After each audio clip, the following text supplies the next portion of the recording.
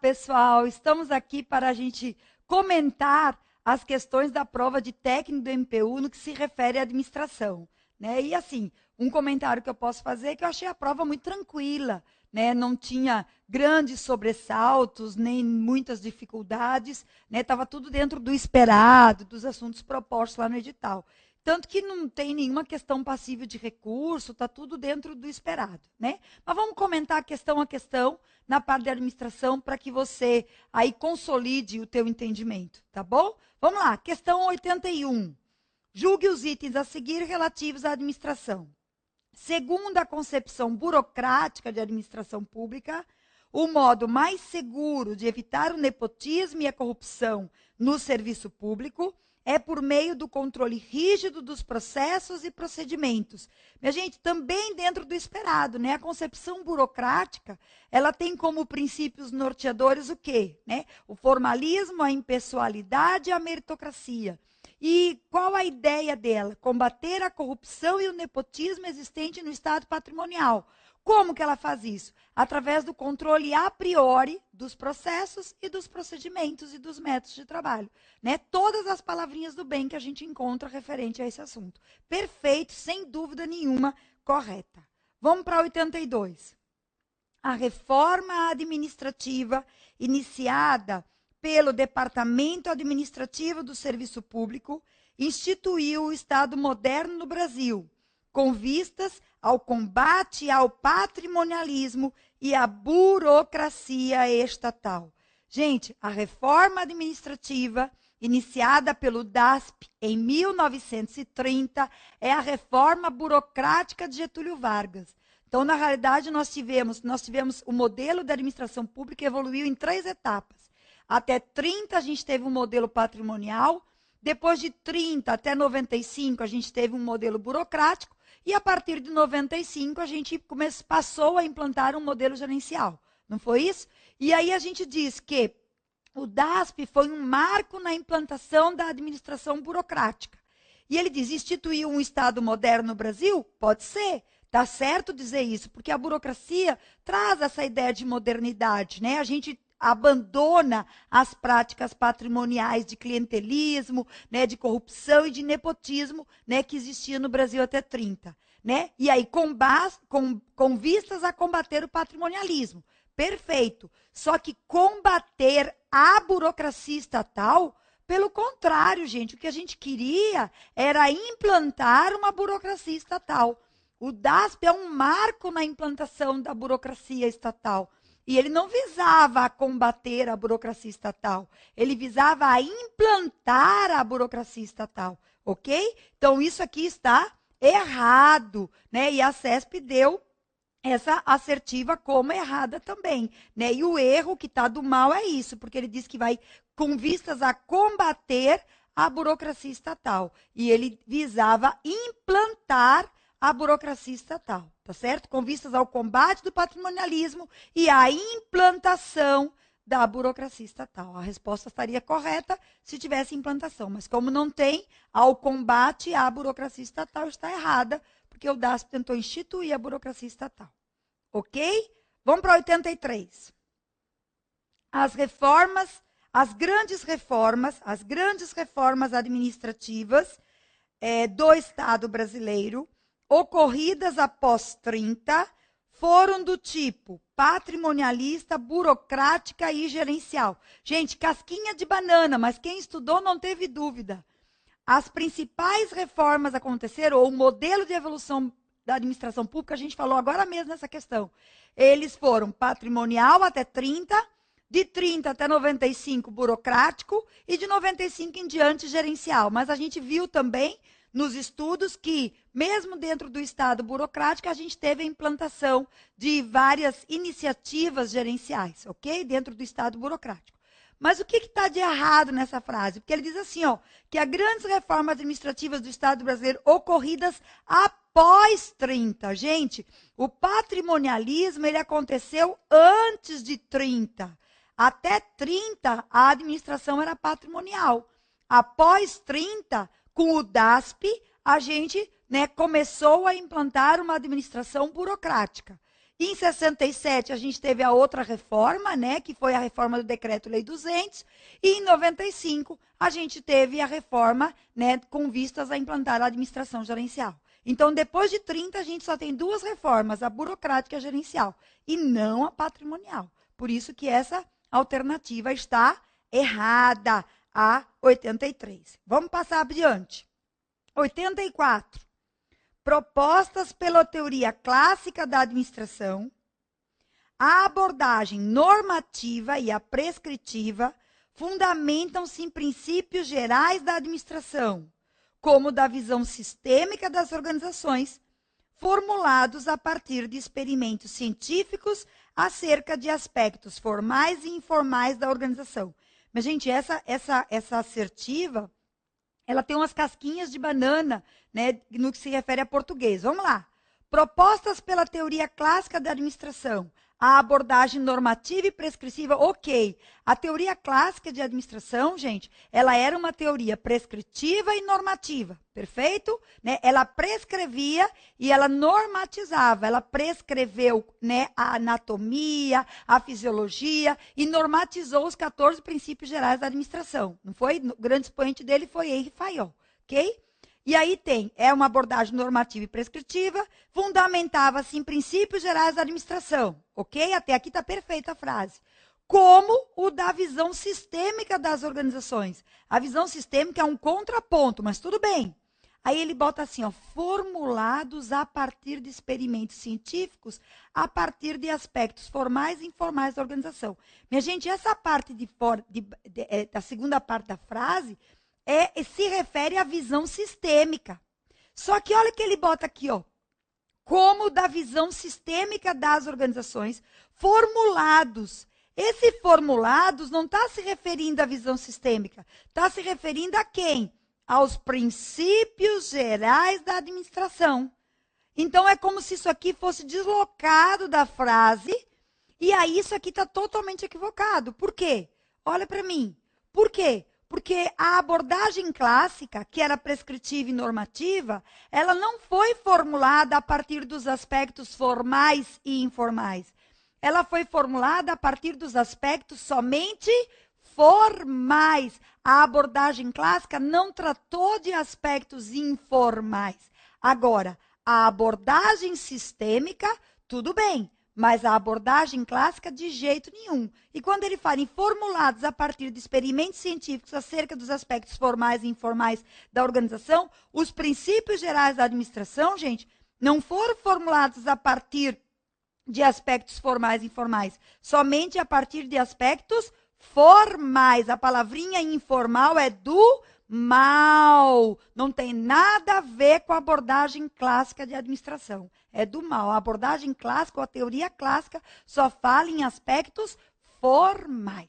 Ok? Errada essa assertiva. Então, 84, errada. Vamos passar para a 85. 85. A respeito das organizações, julgue os itens que se seguem. O controle consiste em ferramenta administrativa para a reunião e a coordenação dos recursos humanos, financeiros, físicos, de informação e de outros necessários ao atendimento dos objetivos organizacionais estabelecidos. Pessoal, o controle é uma das funções da administração, junto com o planejamento, com a organização e com a direção. Então, a gente diz que a primeira é o planejamento, depois a organização. Aí vamos executar para controlar, e a direção que permeia isso tudo. Minha gente, o controle não tem nada a ver com reunir e coordenar. Nada, é do mal. O que a gente diz nas aulas? O que você leu aí que você estudou? Quem é que reúne e coordena recursos? Quem é que faz isso? Gente, quem estabelece a coordenação é a função de organizar. E quem coordena é a direção. Ou seja, né, a palavrinha reunião e coordenação de recursos humanos, financeiros, físicos e informação é certo se eu estivesse falando assim, a direção é responsável por coordenar, ou a organização, a função de organizar, é responsável por estabelecer a coordenação, a comunicação. tá certo? Ela estabelece. Agora, quem é que executa? A direção. Jamais o controle. Quais seriam as palavrinhas do bem se fosse controle? O controle é responsável por medir e monitorar os padrões que a gente planejou com os resultados. Para quê? Para corrigir os desvios. Então, a palavrinha do bem para controle é o quê? Medir e monitorar, comparar padrões com resultados para corrigir desvios, tá certo? Nada a ver. Então, o controle não é uma ferramenta administrativa que reúne e coordena recursos. Quem reúne e coordena recursos é a direção. Quem estabelece a coordenação é a organização, ok? É a função de organização. Jamais será a função de controle, porque o controle vai medir e vai monitorar, né, aquilo que foi planejado comparado com o executado, ou seja, com os resultados executados, ok? Então, essa aqui também está, a 85, está errada. Vamos para a próxima, 86. A amplitude de controle em uma organização deve ser reduzida nos casos em que o trabalho seja rotineiro, os subordinados altamente treinados, o administrador altamente capacitado, os cargos similares e as medidas de desempenho comparáveis. Gente, o que é amplitude de controle? Amplitude de controle é a quantidade, se refere à quantidade de subordinados que um chefe controla. É a amplitude do controle dele. É quantas pessoas ele é capaz de controlar, comandar e coordenar. Tanto que a gente chama de amplitude administrativa, amplitude de comando, certo? Minha gente, a amplitude administrativa vai ser maior se o chefe tiver mais tempo para ter mais subordinados. Então, veja, se todo mundo sabe o que tem que fazer, se os subordinados são altamente treinados, se o administrador é altamente capacitado, se os cargos são similares, quer dizer, as pessoas sabem o que tem que fazer. Isso vai fazer com que o chefe não precise de tanto cuidado com os subordinados, porque o subordinado já sabe o que tem que fazer. Ora, se ele não precisa de tanto cuidado, significa que ele vai estar mais livre para ter mais subordinados ligados a ele, tá certo? Então, quanto mais as tarefas forem rotineiras, forem estruturadas, mais o chefe, mais subordinados o chefe vai poder ter, porque os subordinados sabem exatamente o que tem que fazer e não precisam do apoio muito grande do chefe, tá? Quanto mais complexas forem as tarefas, né, mais necessidade os colaboradores terão da presença do chefe. Ou seja, daí a amplitude de controle será menor. Por que está errada? Porque ele diz que a amplitude de controle será reduzida no caso das tarefas estruturadas. E é exatamente o contrário. Com tarefas estruturadas, o chefe não precisa dar tanto apoio para os subordinados, porque eles já sabem o que vão fazer. Daí o chefe, nesse caso, vai ficar mais livre, podendo ter mais gente ligada a ele, tá bom? Então, o raciocínio que a gente tem que fazer é exatamente esse. Então, essa alternativa também está errada, porque a amplitude de controle, nesse caso, pode ser aumentada, né, em razão dos subordinados que conseguem fazer sozinhos suas tarefas. Perfeito isso. Vamos para... Perfeito não, errada, né? Essa questão, porque ele diz que deve ser reduzida. 87. Tradicionalmente, o processo de criação da cultura organizacional ocorre de 3 maneiras. Os fundadores contratam e mantêm empregados que pensam e sintam as coisas da mesma forma que eles. Ou seja, primeiro os fundadores criam a cultura organizacional e contratam os seus empregados de acordo com o que eles acham que são os valores que devem perpetuar na organização. Ou, então, eles doutrinam e socializam esses empregados de acordo com sua forma de pensar e de sentir. Ou, então, estimula os empregados a se identificar com eles e a internalizar seus valores, convicções e premissas.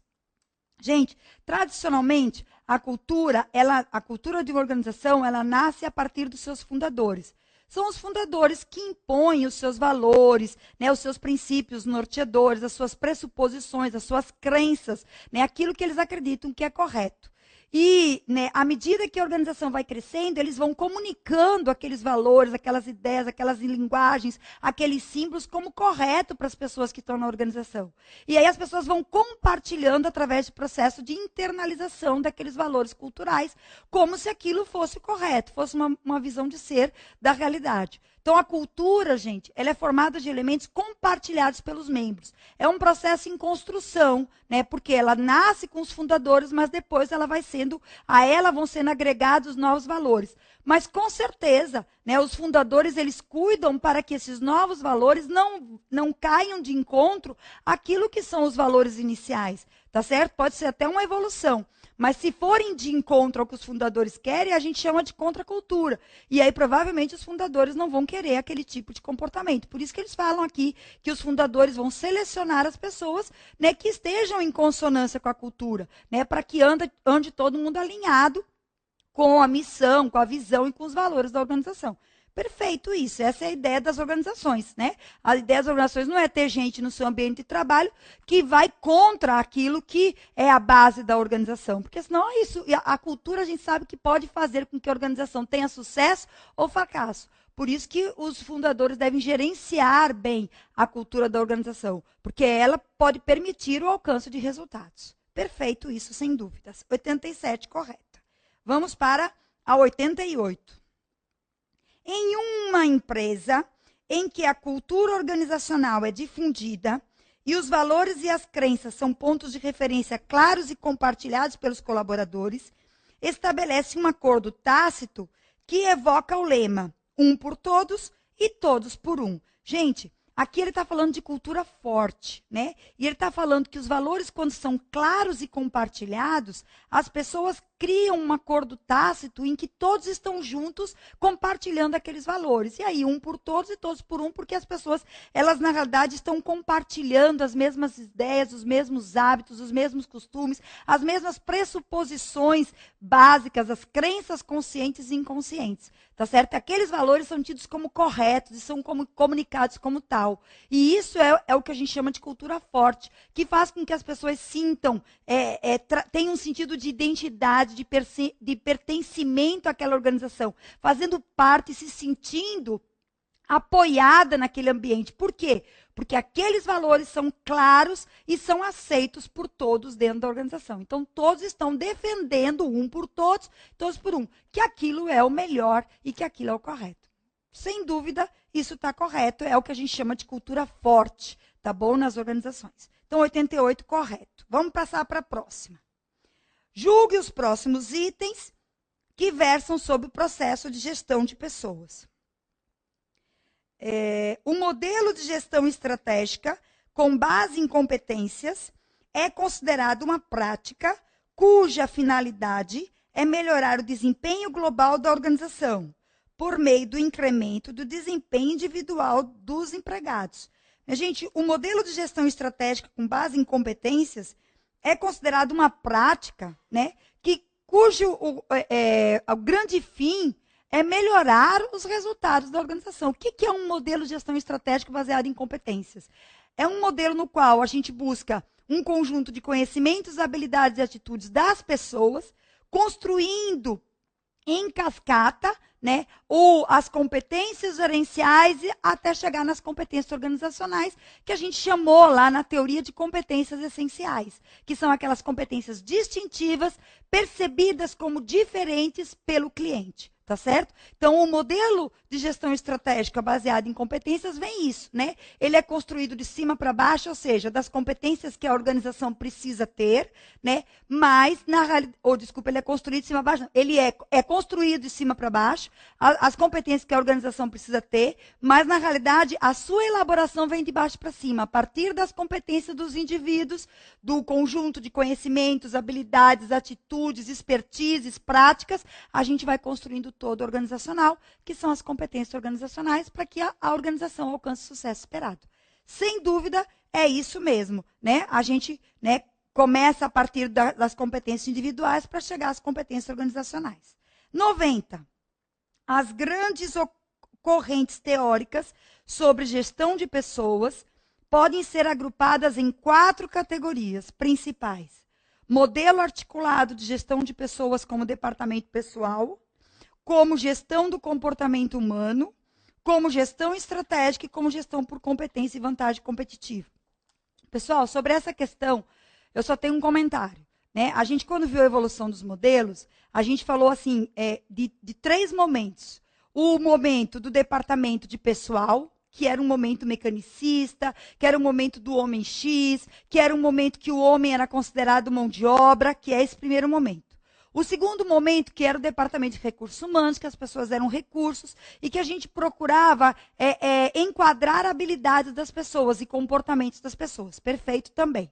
E o terceiro momento, que é o modelo de gestão estratégica de pessoas, que buscava se alinhar à estratégia da organização a partir, né, de competências ou do conhecimento da organização, ou seja, dos ativos intangíveis que pudessem gerar ativos tangíveis. E aí a gente falou bastante de capital humano, falou bastante de talento, né, para que a organização chegasse ao resultado. Então, assim, existe uma corrente de autores que fala que a gestão estratégica inclui a gestão por competência. Inclusive, se você olhar na questão anterior, ele fala isso.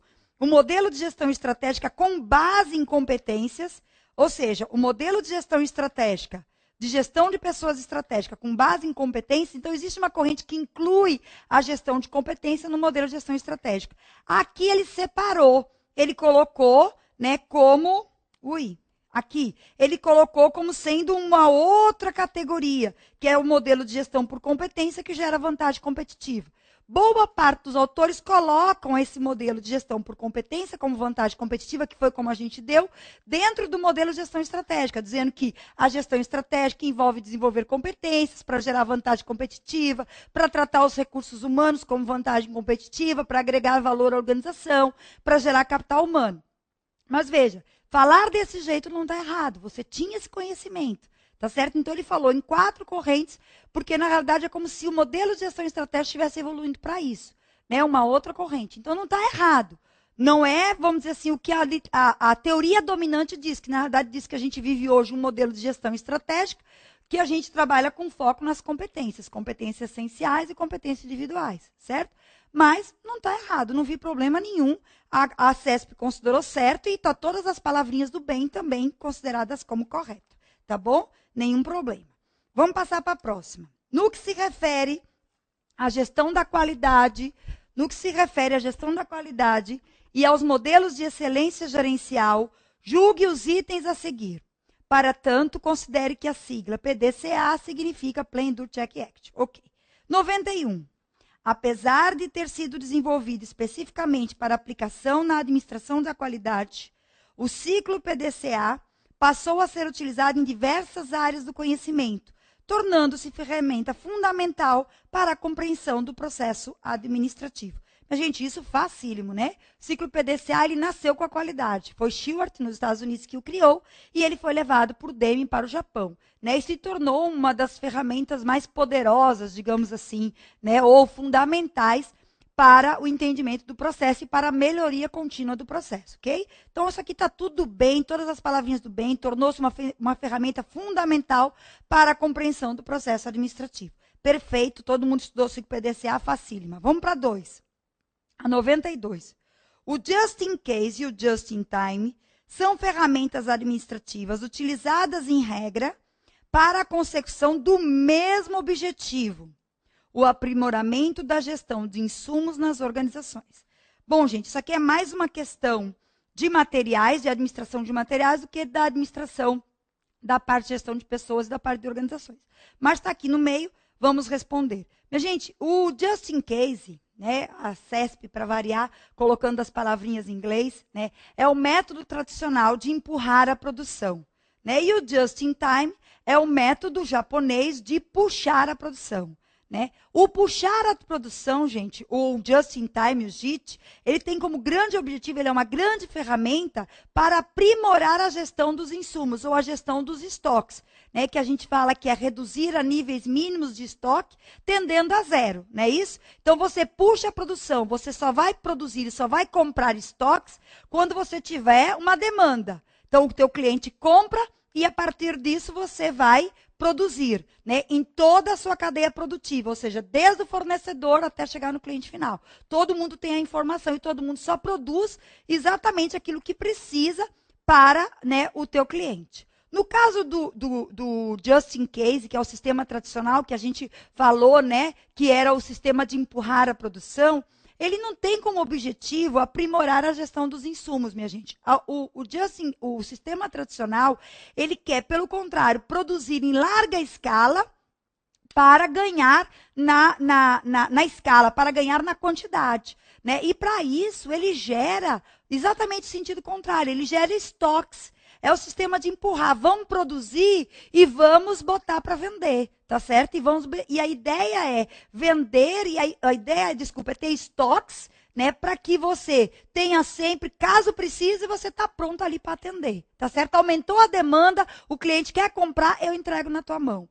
Então, assim, não é, na realidade, uma ferramenta de aprimoramento da gestão de insumos, pelo contrário. Né? Ele ganha, ele perde nos insumos, porque vai gerar estoques e gerar custo de estoques, mas ele ganha porque vai trabalhar em escala, em grandes quantidades. Diferente do JIT, que vai trabalhar com quantidades reduzidas, com tamanho de lotes reduzidos, para atender especificamente a demanda. Então, assim, os conceitos são exatamente contrários. Né? Enquanto o just in case, né, como ele fala aqui, ou seja, você vai trabalhar com um grande volume de estoque sem se preocupar com esse gerenciamento, com essa diminuição dos custos, o teu objetivo é atender a demanda. O just in time, não. O teu objetivo é tentar otimizar os teus recursos, né, e aprimorar a gestão dos insumos. Por isso que está errado, né, essa questão número 92, tá bom? Porque traz exatamente o conceito contrário, não é de aprimorar a gestão de insumos, no caso do just in case. Vamos passar para a 93. Entre os fundamentos do modelo de excelência gerencial, inclui-se a compreensão das relações de interdependência entre os diversos componentes da organização, sendo o ciclo PDCA utilizado como ferramenta de auxílio para o aprimoramento contínuo desse modelo. Mas, gente, o modelo de excelência é o modelo de qualidade. A gente já viu, eu sempre disse para vocês. Falou em excelência em prova de concurso, qual a palavrinha que se refere? Qualidade. Então, o modelo de qualidade, que trata da gestão por processos, ele inclui a interdependência entre os vários componentes. A gestão por processo fala em interdependência, em inter-relação. E a qualidade também traz isso. É uma visão interfuncional. Lembra as palavrinhas do bem? Pois muito bem. E é uma ferramenta de auxílio para o aprimoramento contínuo. Gente, qual a palavra-chave para ciclo PDCA? Melhoria contínua, aprimoramento contínuo. Eu vi algumas pessoas comentando, Beth, ferramenta de auxílio? Minha gente, ferramenta de auxílio não quer dizer que ela é secundária, não. É ferramenta que irá auxiliar, é isso que quer dizer aqui. Né? Mas uma ferramenta de auxílio não está perdendo a importância. Gente, utilizado como uma ferramenta de auxílio para o aprimoramento. Esse auxílio aqui é de ajuda, uma ferramenta fundamental de ajuda, já diz isso na outra questão, para o aprimoramento contínuo. Tudo bem, tudo perfeito, esse auxílio não está menosprezando, esse auxílio está falando que ele vai auxiliar, tá certo? Ele vai apoiar ao aprimoramento contínuo desse modelo. Perfeito, tudo do bem sobre o ciclo PDCA também e sobre os fundamentos de excelência. Questão 94. O método de gestão da qualidade proposto por Deming caracteriza-se pela ênfase na administração por objetivos, promovida por meio de slogans que fomentam o zero defeito e de cotas numéricas para o incremento da produtividade. Pessoal, Deming, os 14 princípios de Deming, eu frisei isso bem direitinho na aula. Os 14 princípios de Deming diz o quê? Não, eliminação de slogans, eliminação de metas numéricas. O que ele dizia? Que se você quer qualidade, você não tem que se preocupar com quantidade. A quantidade virá com o tempo. A produtividade é consequência, não é causa. Ou seja, se você quer melhorar continuadamente, o que você tem que fazer? Preocupar-se em entrar no ciclo PDCA, em rodar o ciclo PDCA, planejar, realizar, controlar e corrigir os desvios.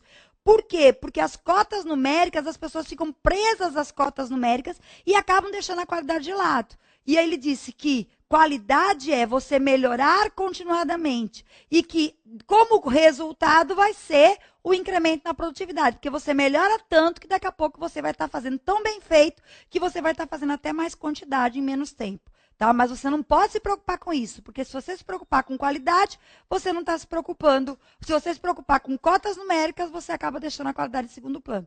Então, tá lá como um princípio de Demme e ele colocou aqui de novo, tá bom? Então, isso está errado. A administração por objetivos é o que Demme dizia que não combinava. Quer dizer, pode ser até uma consequência, mas ele não colocava isso. Pelo contrário, ele dizia, elimine as cotas numéricas, tá certo? Elimine as metas, elimine os slogans, tá certo? E foque na qualidade. Próxima. Em relação à gestão de processos, julgue os itens que se seguem. 95. A reengenharia de processos consiste em uma análise crítica realizada para eliminar atividades que não agregam valor à organização. Perfeito, gente, até aqui. A reengenharia é uma mudança drástica, fundamental e radical dos processos de trabalho. Drástica, fundamental e radical dos processos. Muda tudo. Aí, que ele bota assim, que não agregam valor à organização. Perfeito. Aí ele bota o que possibilita a adaptação dos processos à nova realidade pretendida. Minha gente, a reengenharia não aproveita nada. É colocar na chão. Lembra que eu brinco em aula? É que nem Dona Armênia. Eu sou do tempo de Dona Armênia, rainha da sucata. Na chão. A gente diz que o slogan da reengenharia é passar uma folha de papel em branco. Não aproveita nada. O processo é todo feito novamente. Então, quando ele bota possibilita adaptação, minha gente, adaptar em reengenharia é palavrinha do mal. Em reengenharia, a palavrinha é novo, é mudança drástica, fundamental e radical, não adapta nada, não aproveita nada, é tudo novo, tá bom? Então, o errado tá a segunda parte da frase, tá certo? Porque você não possibilita adaptação a nada, você zera tudo, passar uma folha de papel em branco. Esse é o slogan, tá bom? E a última, 96, o mapeamento de um processo tem por finalidade propiciar a transição de uma visão estática para um modelo dinâmico que possibilite melhor compreensão do processo. Esse tá fácil, né, gente? A visão de processos ou mapeamento de processos, ele sai de uma visão funcional para uma visão interfuncional, de uma visão estática para uma visão dinâmica, de uma visão departamental para uma visão interdepartamental, de uma visão vertical para uma visão horizontal. Lembra que a gente falou as palavrinhas do bem para processo, né? Dinâmico, flexível, voltado para agregar valor ao cliente. Perfeito isso, certíssimo. E a CESP deu como certa a questão 96. Pessoal, aqui acabam as questões de administração, e aí depois tem a parte de administração de materiais, que aí vai ficar com o meu colega, o professor Leonardo, que vai corrigir com vocês aí a parte do MPU, tá certo? Foi um prazer imenso, eu espero que você tenha tido muito sucesso nessa prova e que você continue estudando. Não para agora, porque é estudar até ser nomeado. Então, mesmo que tenha ido muito bem, continue para não perder todo esse conhecimento maravilhoso que você conseguiu aí, durante esse tempo e, de repente, demorar, acontece alguma coisa, não é nomeado agora e você fica. Então, você continua para você, até ser nomeado e começar a trabalhar. E aí você descansa e relaxa pro resto da vida. Fica com Deus e até a próxima, se Deus quiser. Tchau.